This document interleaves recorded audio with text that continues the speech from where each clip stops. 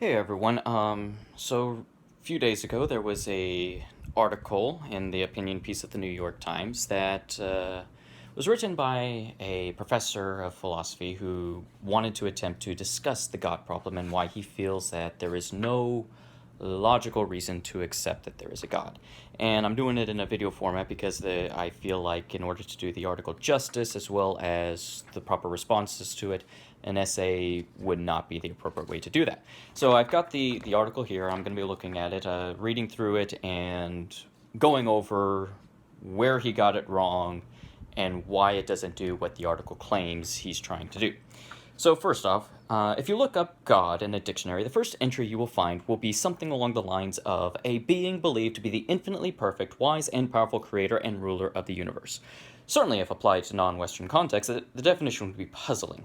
But in a Western context, this is how philosophers have traditionally understood God. In fact, this conception of God is sometimes known as the God of the philosophers. Now, right here, he is correct that this is something that I myself have argued constantly, that when speaking of God in a Western tradition of philosophy, we are simply speaking of the being that is the reason why things exist. Um, infinitely perfect, not necessarily wise, but at least, powerful creator and ruler of the universe type idea. But fair enough, we'll use that definition for now and understand that he is looking at the God of the philosophers. As a philosopher myself, I'd like to focus on a specific question. Does the idea of a morally perfect, all-powerful, all-knowing God make sense? Does it hold together when we examine it logically? I've got two problems with this already. First off, where did he get morally perfect from? Let's read that definition again. A being believed to be infinitely perfect, wise, and powerful creator and ruler of the universe. I didn't hear morally perfect in there. Infinitely perfect, yes. Morally perfect, no. Something can be perfect and not be moral. A geometric triangle, for example. That's perfect. Perfectly flat, perfectly straight. It's perfect. But it's not moral. And the God of the philosophers would be more accurately understood, at least in most traditions, as more of a force of nature. Trees aren't moral. So already he's adding something into this question of God. The question of God that he is arguing against is not the God of the philosophers now, it is the God of Christianity. Christians are the ones making the claim that God is morally perfect, not philosophers. Second question. Does the idea... So he's not arguing if this being exists or not. He is simply speaking of the idea. And that'd be kind of like me going on and saying, well, let's see if the idea of the sun going around the earth makes sense. And instead of actually looking at the problem, looking at the situations, I'm just saying, no, I'm just considering that idea and looking at it in a hypothetical situation. That's not actually solving anything. What a lot of people don't realize is that philosophy has strict rules that one must follow, much like science. In fact, philosophy is the foundation of modern-day science. But let's continue on. Let's hope that this was just a simple misspeak on his part, that, he's now, when he says the idea he was referring to, let's just see if this idea makes sense before we investigate it any further. And that he meant by morally perfect, he was trying to get at the infinitely perfect aspect. Let's first consider the attribute of omnipotence. You've probably heard the paradox of the stone before. Can God create a stone that cannot be lifted? If God can create a stone, then he is not all-powerful, since he himself cannot lift it. On the other hand, if he cannot create a stone that cannot be lifted, then he is not all-powerful, since he cannot create the unliftable stone. Either way, God is not all-powerful. This is step one in showing that you are unaware of what is meant in the realm of philosophy by omnipotence. However, he does try to backpedal is not really the word I would use, but it's the only one coming to my mind. But he does try to justify, I guess, justify his use of his argument. The way out of this dilemma is usually to argue, as St. Thomas Aquinas did, that God cannot do self-contradictory things. Thus, God cannot lift by what is by definition unliftable, just as he cannot create a square circle or get divorced since he is not married. God can only do that which is logically possible. Now, the reason why this argument works is because a self-contradictory thing is not a thing. It's a Heidegger's nothing. It doesn't exist. We think it exists, but it does not exist. As the philosopher David Hume, who was an atheist, by the way, argued, I can have the idea of a square circle in my mind, but that doesn't mean that I truly understand the square circle and that it exists. So just because you have the idea of God and unliftable stone doesn't mean that that unliftable stone exists. And since it doesn't exist and God is existence, it's a nothing. You are speaking nonsense. As Kant put it, a logical illusion. Now, he does argue against Aquinas by saying not all philosophers agree with Aquinas. René Descartes, for example, believed that God could do absolutely anything, even the logically impossible, such as draw a round square. But even if we accept, for the sake of argument, Aquinas' explanation, there are other problems to contend with. For example, can God create a world in which evil does not exist? This does appear to be logically possible. Presumably, God could have created such a world without contradiction. It evidently would be a world very different from the one we currently inhabit, but a possible world all the same. Indeed, if God is morally perfect, it is difficult to see why he couldn't have created such a world, so why didn't he? Now, again, couple of things here. René Descartes was a closet atheist. René Descartes existed during a time when the Catholic Church ran most of the schools, if not all of the schools, and if you wanted to teach theology, which was one of the highest paying occupations within the academic realm, you needed to be teaching Catholic theology. Well, René Descartes wanted to teach Catholic theology, but he didn't necessarily believe in the Catholic ideas. Why do I say that? Well, during that time period, there was a popular means of writing that was often termed as doublespeak. So if a philosopher wanted to say something that was accepted, but that he didn't agree with, the way he would write would indicate his true way of thinking. So, for example, René Descartes puts forth an argument for the existence of God. However, his argument was circular, and it was very obviously a circular argument. Well, why would he put that and say, oh, this proves God? Because he's trying to show the incredulity, the ridiculousness, the fact that one must accept a circular argument, which is folly in the world of philosophy, in order to come to the conclusion that a God exists. But why didn't he just come out and say it? Because if you look at one of his rules, don't create ways in the society that you are in. Live a quiet life.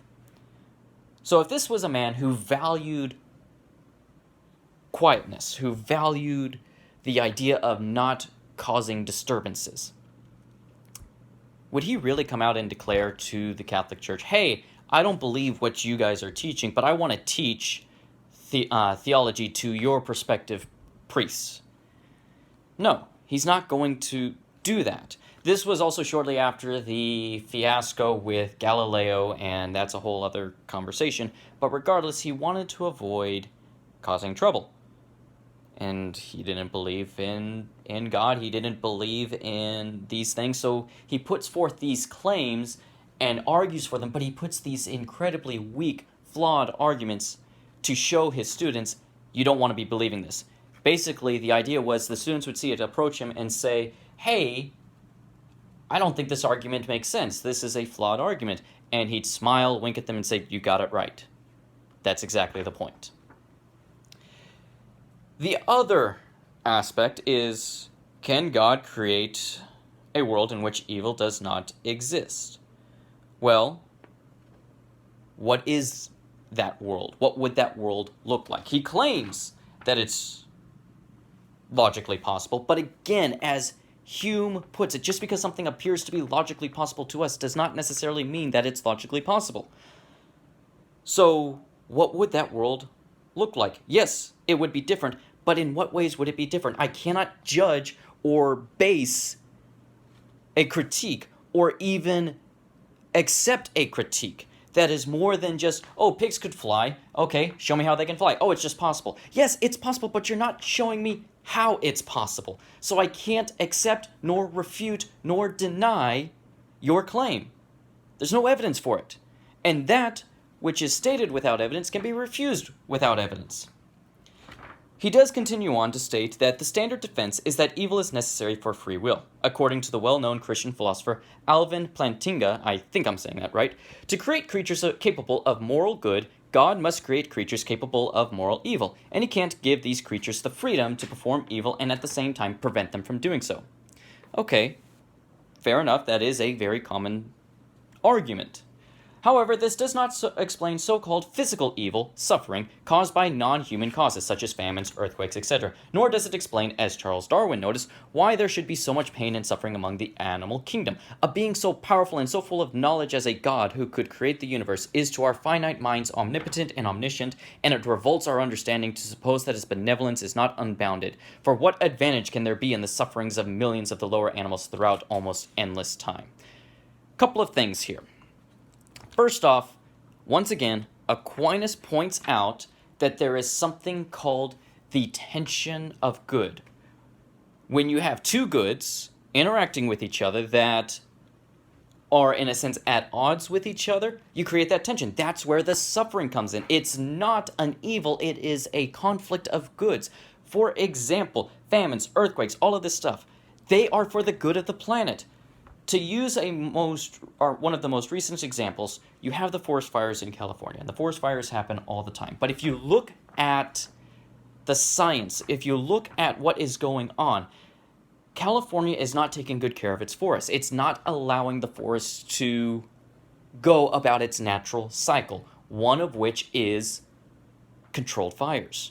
If you allow the forest to do what it's supposed to do, you're not going to have these giant fires that affect thousands upon thousands of lives. We're messing with things we're not supposed to mess with. But if you have these fires and they act and they work in the way that they're supposed to work, then the forest actually is healthier than what California currently had.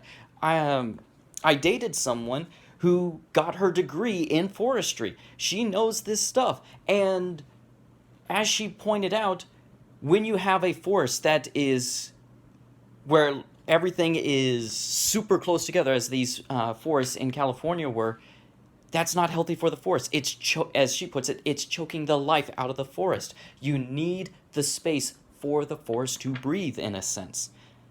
And that's what causes these fires. It is the forest trying to balance out, to wipe out the space so that way then it can grow in a healthy manner. Earthquakes, similar thing. It is the earth healing itself, repairing itself, replacing the nutrients in the soil that we have taken out. Similar thing with hurricanes. Every natural disaster is the earth repairing itself from the damage that we've caused it. What about pain? Why is pain?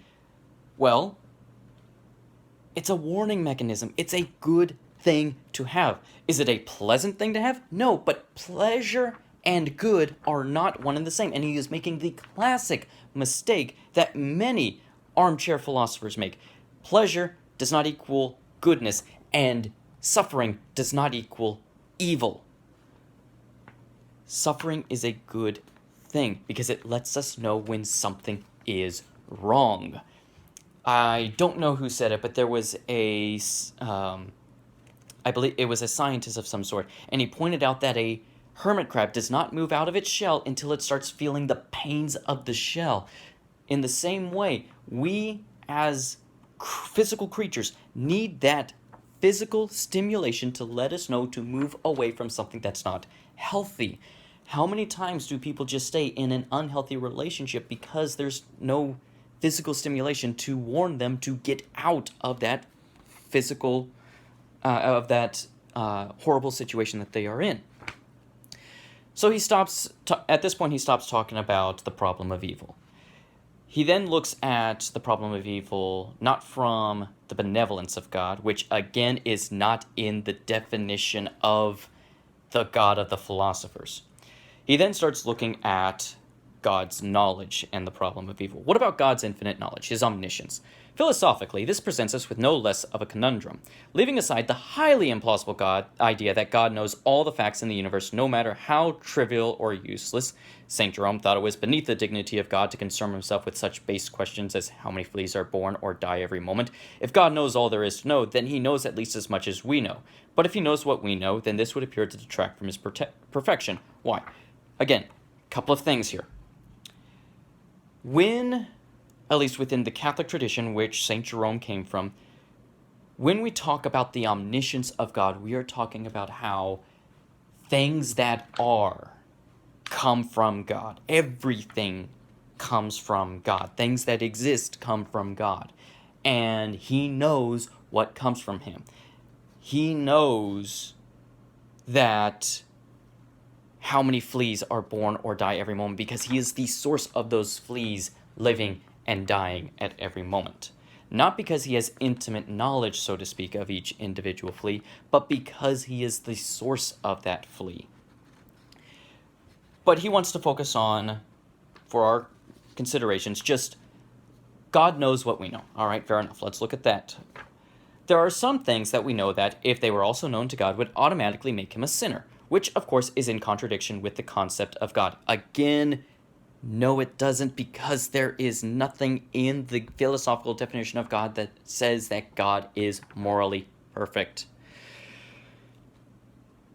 As the late American philosopher Michael Martin has already pointed out, if God knows all that is knowable, then God must know things that we do, like lust and envy. But one cannot know lust and envy unless one has experienced them. But to have had feelings of lust and envy is to have sinned, in which case God cannot be morally perfect.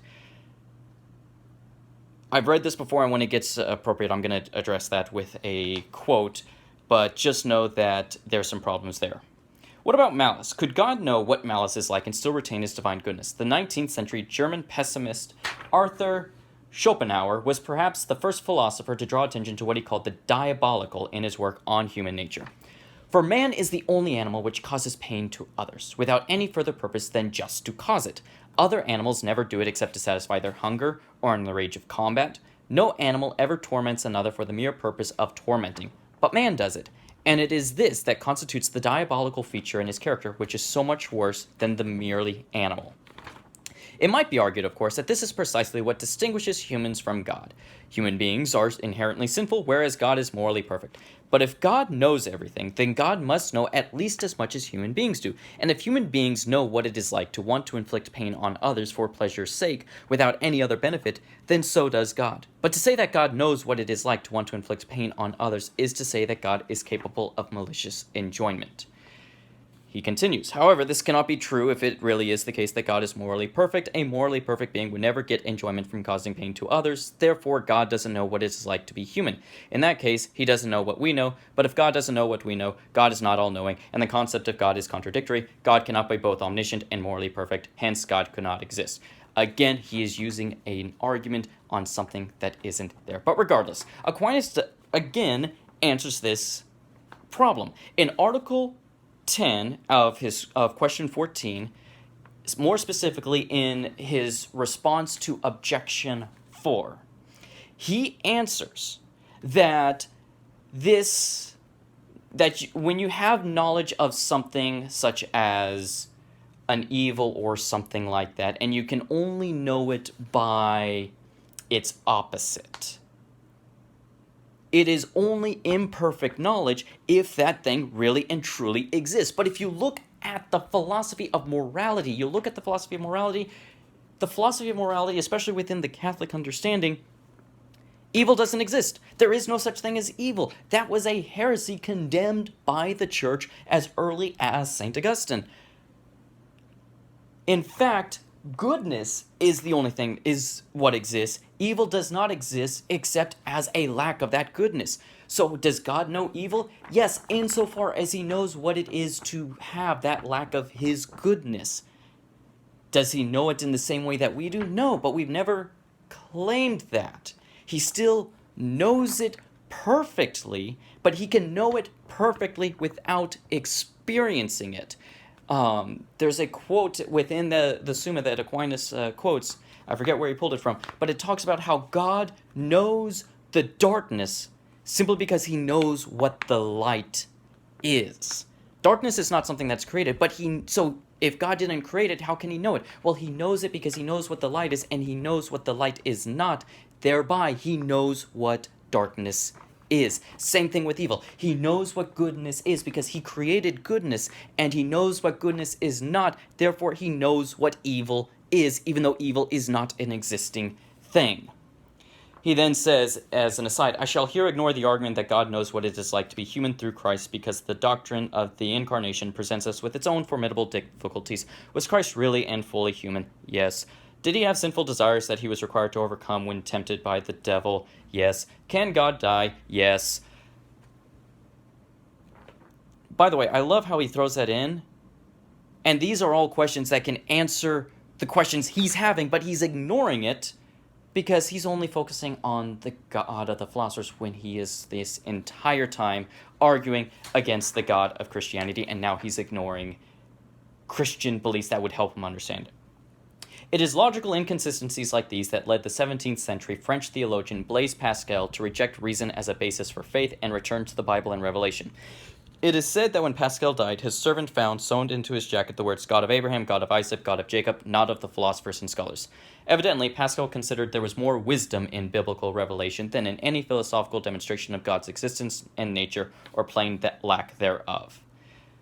So, he goes through and he writes this article claiming that because God is not morally perfect, which again is not in the definition of the God of the philosophers, therefore God can't exist. But what he fails to grasp, what he fails to understand is that, yes, there have been answers to this. Yes, there are things beyond our comprehension. He himself acknowledges this, that there are things God knows that we don't. The book of Job goes into this. And this is not me saying the book of Job proves anything, but if you're going to go after the God of the Christians, which is what he goes through for this entire article, under the guise of going after the God of the philosophers, if you're going to go against the God of the Christians, you need to use the Christian sources in order to answer those criticisms. Otherwise, you're going to have this mess that I just read to you. By doing this underhanded technique of providing a definition and then arguing against something that is not in that definition, he is leading a lot of people to confusion. Can one argue for a God of the philosophers? Yes, easily. I have done it many times, and I have encountered many an atheist where when I presented the God of the philosophers argument, they said, okay, well, I accept that, but I don't accept all the other stuff that you Christians put onto it. That's fair. That's not what I was arguing for at that moment in time.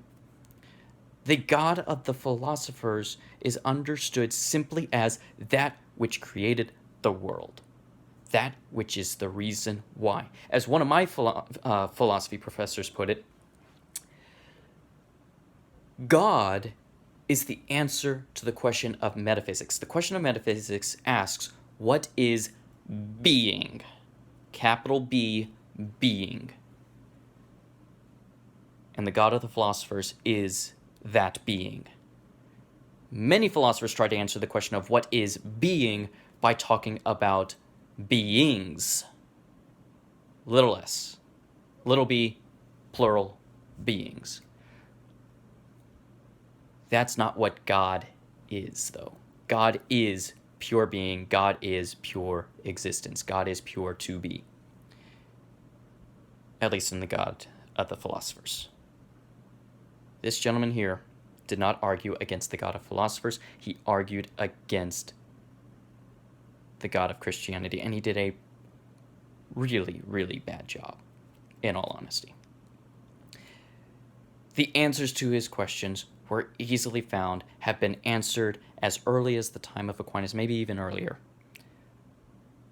And yet he ignored them and only cherry-picked from certain areas to make his case. As I said, René Descartes, many believe to be an atheist for the reasons I have presented, and yet he presents him as this authority on Christian dogma when the Catholic Church, who he claimed to be writing for, never really accepted his writing, never claimed that he was a spokesperson of the Catholic Church. Thomas Aquinas, on the other hand, absolutely, he's a doctor of the Church. But even then, not everything in the Summa is in line with the Church teaching, and he acknowledges as such, saying, if something that I have written is later found out to be heresy, listen to the Church and not to what I have written. But regardless, at this point I'm just rambling because I'm so frustrated with this article. He's using his authority as a professor of philosophy to mislead others, and he was very dishonest about it. As I said, the thing that really annoyed me the most, nowhere in the definition of the God of the philosophers does it say that God is moral. God of Christians? Yes, absolutely. But be honest about who and what it is that you're arguing against. If you want to argue against the God of Christians, then say you're arguing against the God of Christians. Don't come under here and say, I'm going to argue against the God of the philosophers, but then use arguments against the God of Christianity. That's just dishonest, and is honestly something I would never expect to see someone who claims to be from an academic field. Thank you.